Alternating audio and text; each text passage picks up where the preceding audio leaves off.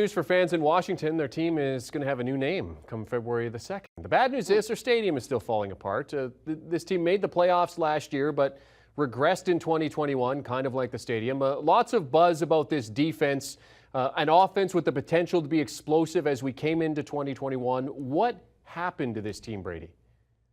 Well, I don't know if it's so much what happened. It's more like what happened to the NFC East. Like all of a sudden, the Dallas Cowboys emerged and the Eagles emerged as actually winning football teams. You know, it's not like you could just be the armpit of the NFL, but someone's got to win like we saw in 2020. So it was just different circumstances that led them to the playoffs a couple of years ago. The reality is this season, I don't really know what their ceiling was. I mean, Ryan Fitzpatrick was supposed to be your starter. Even if he plays his best football, maybe you're competing for a wild card spot. You're not being the Dallas Cowboys, not the way they look this season. And even at that point, what's the long-term plan? I mean, given his age and all of that, he's got maybe a year or two left. Now he's a free agent. So now you're kind of figuring that out. But, outside of a couple of playmakers that they have in Terry McLaurin, for example, or Antonio Gibson, the offense is kind of void of that. Chase Young gets hurt. He's your best defensive player. And the secondary can't stop anyone. I mean, overall, I think they are competitive and they continue to fight.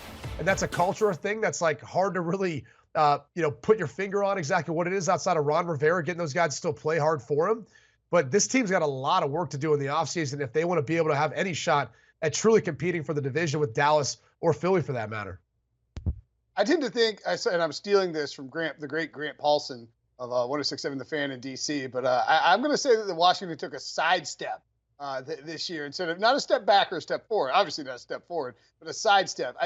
Their decision to go with Ryan Fitzpatrick was sort of born out of just the way that the quarterback market unfolded and not wanting to overpay for certain guys in a trade. And so I think now you have to start the process of, I guess they've started the process, but you really need to maybe accelerate the process a little bit in terms of trying to find who the future franchise quarterback is going to be. Remember, Ron Rivera throughout his entire run in Carolina had Cam Newton through his prime. He was hired the same year that they drafted Cam. And I think it would be nice if Washington could line Rivera up with a younger quarterback to try and progress forward because, as Brady points out, you're just not going to be competitive with Dallas, the team that looks like it's built for the future, unless you can get that signal caller who can help take you over the top. Okay, so a sidestep, not necessarily a regression, Will. So I have hopes for the grade here. What are we looking at?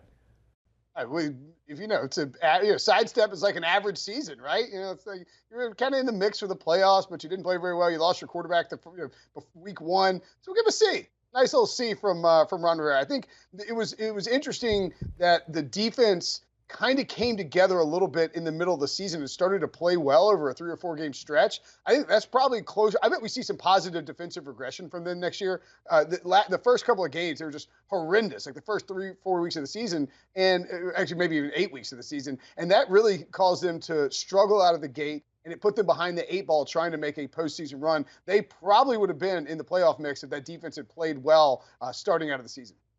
So, Brady, then when you look at their offseason, the biggest offseason need for them? Quarterback. It starts there. And it's kind of funny. We're talking about a lot of football teams who've struggled this season.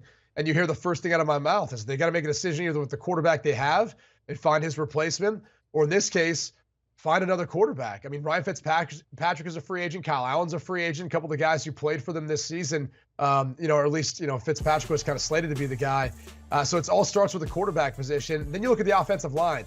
Brendan Scherf, who's been there for a long time, has played really good football for him. Charles Leno, Cornelius Lucas, all guys are going to have to look at replacing on the O-line.